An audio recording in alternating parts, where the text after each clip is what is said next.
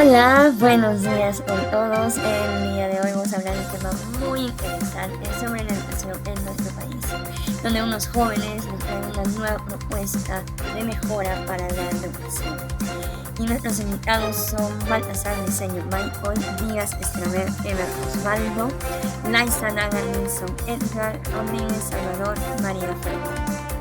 Y sus locutoras investigadoras son Díaz y Pollo Jaira Marinuni y mi persona Punta Calderón. Bienvenidos a nuestro podcast. Hoy vamos a explorar un tema muy importante en el contexto peruano, la educación en las zonas urbanas y rurales del Perú. La educación es una pieza fundamental en el desarrollo de nuestro país, por ello merece una atención especial, así que prepárense para un episodio informativo y reflexivo.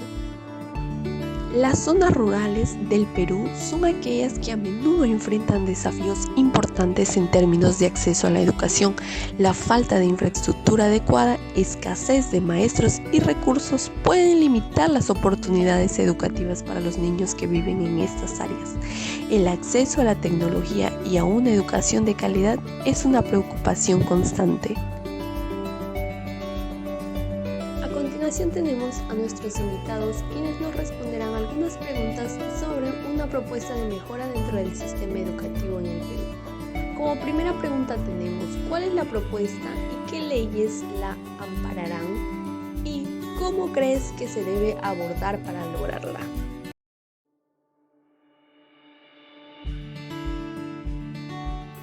Como grupo de compañeros hemos llegado a proponer en dar una mejora propuesta para la educación, que es la implementación de mejores colegios para las zonas rurales dependiendo de lo que dice la ley. Ley número 28044.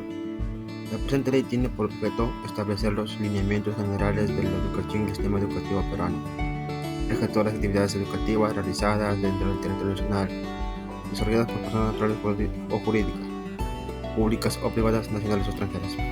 También llegamos a dar a conocer que todos a nivel nacional debemos tener una educación en los colegios, aún más en las zonas rurales, donde es un poco más escaso la presencia de maestros, teniendo en cuenta que casi no llegan por el clima, que es lo más complicado, la lejanía y lo difícil que es la vida en aquellos pueblos, que algunos no cuentan con muchas cosas de primera necesidad, pero definitivamente todos tenemos el derecho de una buena educación en los colegios. De aquí entonces se desprende esta pregunta.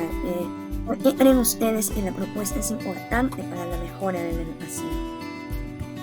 El implementar estos medios tecnológicos va a hacer en principio que los estudiantes exploren en nuevos conocimientos mediante contenidos educativos como forma de complemento de su aprendizaje luego de las clases que reciben en las aulas. Por otro lado, el tener acceso a Internet impulsa la creatividad, porque existen diversas aplicaciones donde los estudiantes pueden desarrollar sus habilidades de acuerdo a las actividades que se les asignan. Cabe indicar también que ello permite el acceso a una educación virtual, sin tener un tipo de limitación cuando nos encontramos ante situaciones de emergencia.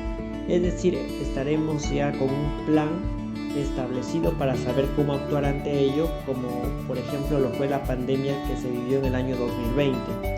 Así que el que todos los estudiantes de las zonas alejadas tengan un acceso. Ahora tenemos la tercera pregunta, que es ¿cómo creen que se debe abordar la propuesta para hacerlo una realidad?